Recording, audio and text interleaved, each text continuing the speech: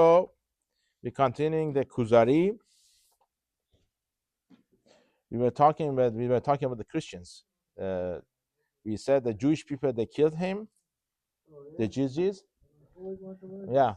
Oh, okay. So now you come here every night, Mizashim. So now, what happened on middle of the Dalet?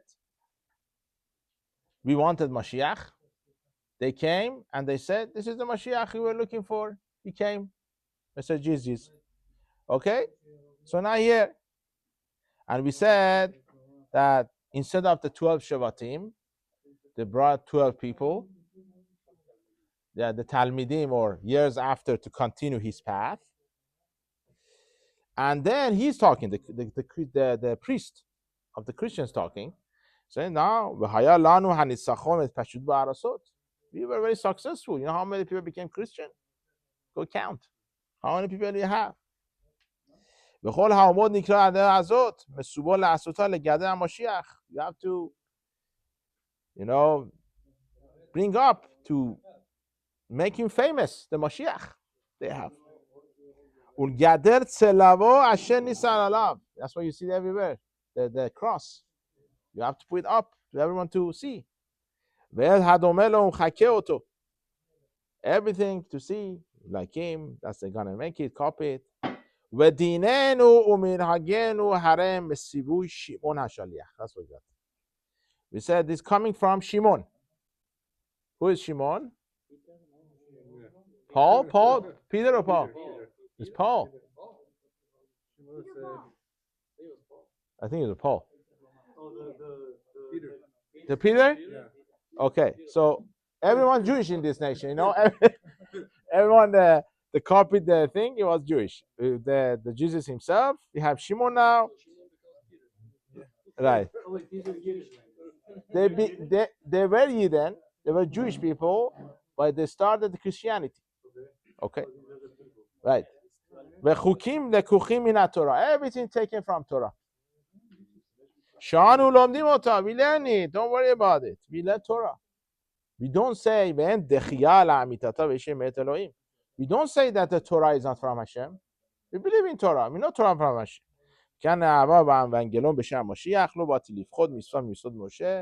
We are not coming to take away any mitzvot from the Torah. We're coming to add to it, make it stronger and add to the Torah they have. Amar Kuzari, now the king is talking. You cannot compare. It doesn't make sense what you're saying. What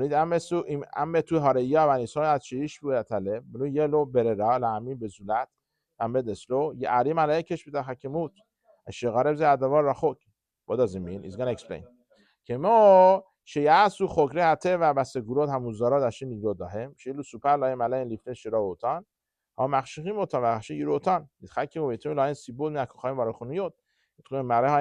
cannot tell me that the Torah was there before, we continue the Torah. What's your proof?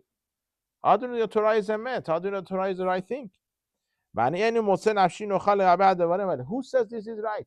What are you telling me? You're telling me that the Shimon, this guy, the Jesus came, all these things. You have to prove it to me. This is not something I know from the childhood. So you have to prove it to me. It's on me, it's my obligation to search into it, to prove it. I'm not going to accept your religion until you prove it to me. This is not you telling me this is how it is, Jesus, and I'm going to accept it. I'm not going to go that path. So Kuzari is very, very, very, he's very smart. So he is not just, you're telling me I'm going to accept it, he's not going to go that path. Anyway, we go to Halachot Shabbat. The last thing we did last time, if I remember correctly, we were talking about the boilers. We passed the boilers?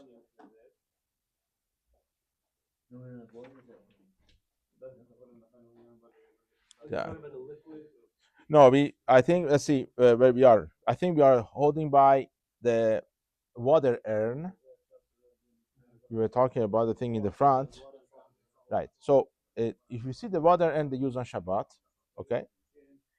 they have a measurement tube in the front. Okay. Now the question is, can you use such a water urn on Shabbat? What's the question?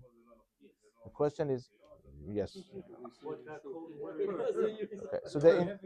Okay. So okay. Let's see. Let's discuss. When you come to this class, okay, I want you to erase whatever you know. Just think it straight. You want to get to the answer. Okay. Maybe I'm not right. Okay, so you don't do it in your house. So let's see. Or you don't use it again over here. So now we're saying the water inside this tube is going to get cold. When you take water, the water from this tube going to go inside and going to get cooked. Am I allowed to do it or not? It's very crazy. Okay. Why is the water going to get cold? Huh? Why is the water going to get cold? Because it's not in, because inside outside the tank, inside the tube, it gets eventually gets cold. Okay. So over here, he says you could use it.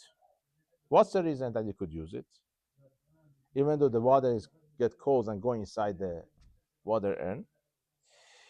He says over here, first of all, that at the time you boil the whole water, even the water inside the tube, it gets at least to Yas Soledad in the beginning. That's his assumption. You could argue.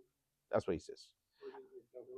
Huh? Well, how? If it's outside. It's outside, but it's connected by water. Okay. The thermal transfer. He says, but when the Shabbat goes by, it gets cold.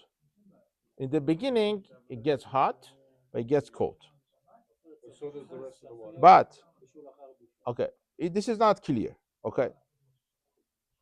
Now, we know, if you remember, we said a lot of poskim, including Rambam, another Rishonim, they hold, even by the liquid water, if it gets cooked once, you could cook it again. We don't go that way. We are machmir. But there's opinion, Rambam, Rashba, Ritva. Okay. Now, what we do, Shulchan Aruch is machmir. We say Shulchan Aruch holds, you cannot do it. According to Shulchan Aruch, if you have a liquid, it was cooked before, now it got cold, you cannot warm it up again on Shabbat. So what do you do over here? Over here is Isur de Rabbanan. Okay? That he holds that those they say is Asur is only Miderabbanan is Asur. Therefore, over here, Pesik Resha, I have to explain this. Delo Nichale. This is a concept I want to teach you tonight with Hashem. The Tanegolet, whatever you want to call it. Okay. So there's a concept in the Gemara, in the Poskim, in Talmud, all over. We're going to use it all the time. We have Pesik Resha. What does Pesik Resha mean? Right. So Pesik means to cut. The Pesak Din. The word Pesak Din. Pesik means to cut. Resha means the head. This is a concept in the Gemara. How does it work? The Gemara says it's impossible. You cut the head of the chicken, it doesn't die. Okay? That's the concept coming from. You cut the head, the chicken is going to die. When you get the concept of the Pesik Resha, means you do something else eventually happens. For sure. For sure it's going to happen. So over here also, for sure, when you open the water, the other water goes inside. Now, okay. This is Asur on Shabbat. If you do something is going to happen. For sure it's going to happen. It's Asur, same thing. Unless the Isur is Derabanan. And another condition, Delo Nichale. What is Delo Nichale? You don't get benefit from it. Or Delo Ichbatle. You don't care. So this is scenario, Haravadia, another poskim, not Ben Ish Chai, is making. So again, one more time. It's Pesik Reshe, something you do, something else for sure happens. Isur Derabanan, and you don't get benefit from it. In this scenario, Haravadia is making. A lot of poskim are making, Ben Ish Chai is machmir about it. Could be, but in this situation holds you cannot use it. You cannot use the water. But over here it's not clear because it's not. You don't know 100% the water got cold. The whole thing is a suffix derabanan even over here. We have better situation over here. What is that? Not clear 100%. It's gonna get cold. It's gonna get hot again. And also we're gonna do suffix safeka, the concept of the two safekot, two doubts. How is it suffix safekot? Let's see. Shema, maybe the halacha is like Baal Haruch and his followers. Who is Baal Haruch? He holds Pesik Reshe Delo Nichale Mutar. Okay? Let's see. Right. Ve'imtim Salomar Shasur. Even if you want to tell me it's Asur. Shema halacha kedivra ha'amurim shem bishur achar bishur belach. So in one hand we have this opinion, pesik resha delo nichale. If you don't understand, I'll explain it.